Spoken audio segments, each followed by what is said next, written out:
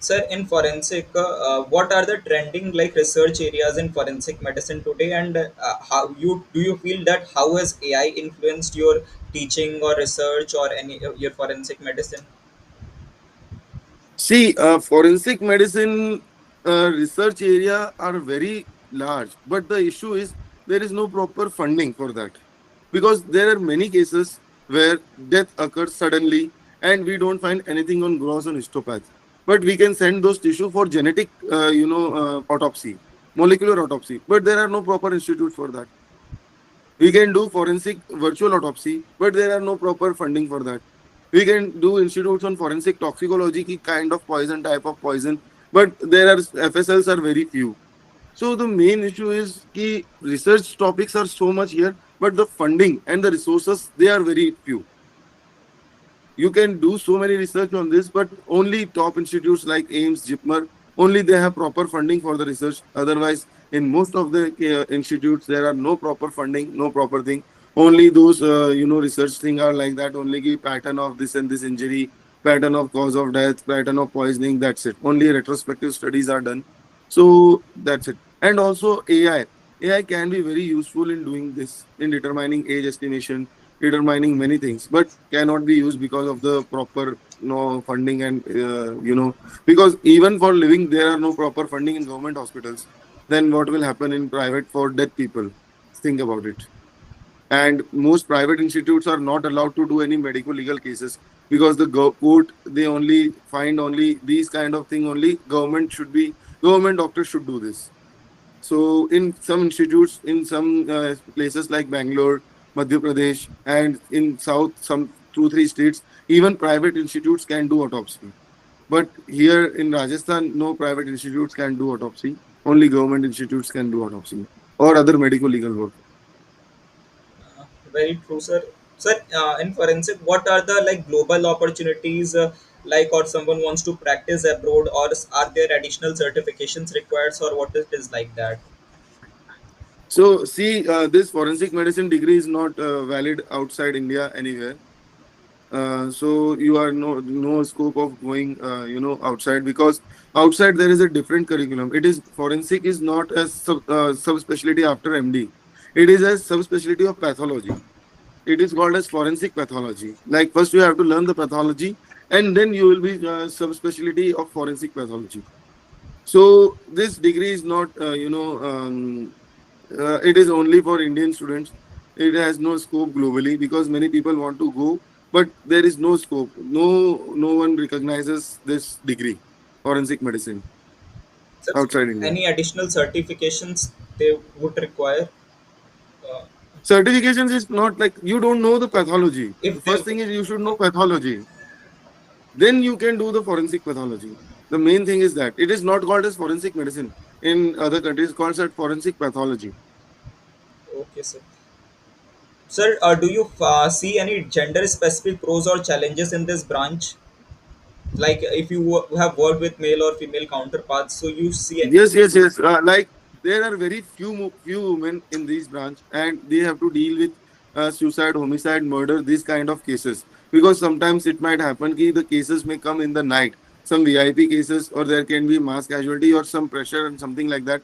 So being a woman, they can intimidate you and like that.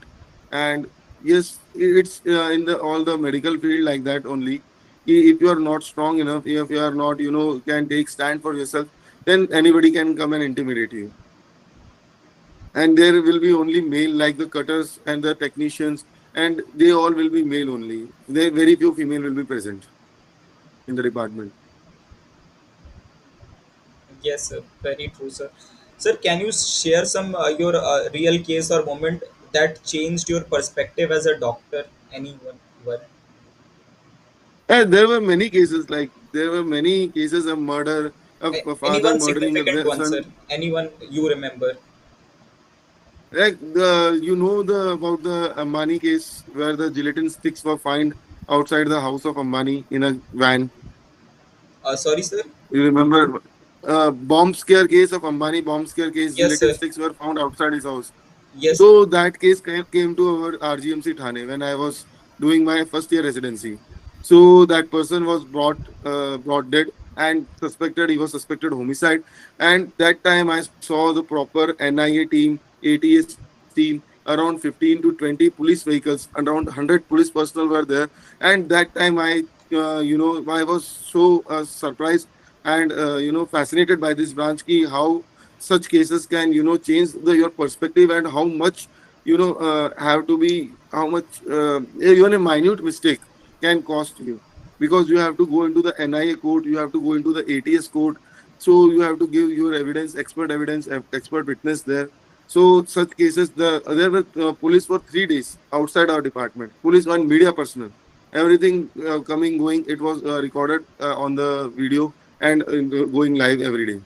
So there are other cases like this which were chilling, like finding a body after 7 days, which were in a the box, metal box, doing exhumation, digging the body out after 2 months of a murder. So many interesting things, interesting cases, going to the crime scenes and hearing the story why someone murdered. Like there were cases where people caught a person and they thought he fell from the ground, but when we saw the body, we found the injuries on the back with the sticks and everything. So finally the story was like that the person was a thief and he was caught by the people, and people hit him and then he died. So there are so many stories which come clear after the postmortem.